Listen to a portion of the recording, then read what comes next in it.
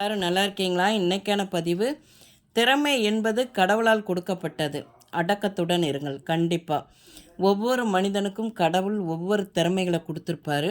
அந்த திறமைகள நம்ம வெளியில கொண்டு வந்து, அத நம்ம பண்ற செயல் வேலையில அத பயன்படுத்தி, நம்ம வாழ்க்கையில தொடர்ந்து வெற்றிகளை அடையணும் பார்த்துக்கோங்க.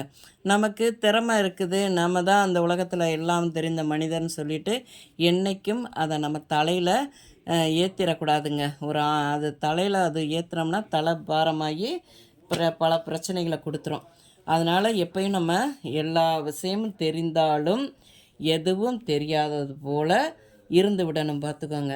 அப்படி இருந்தால் தான், அந்த பண்பு நம்மள மேலும் பலவற்றை வாழ்க்கையில கற்றுக் கொடுக்கும். பொதுவா வந்து நம்ம எத எத எந்த இடத்துல வைக்கணும் அப்படிங்கிறது, பார்த்தீங்கன்னா, அன்பு அன்பை வந்து மனசில் வைக்கணுங்க. அறிவை அறிவை நம்மளுடைய அறிவு நம்மளுடைய திறமையை செயலில் வைக்கணும். ஆணவத்தை ஆணவத்தை காலடியில் வைக்கணும் பார்த்துக்கோங்க.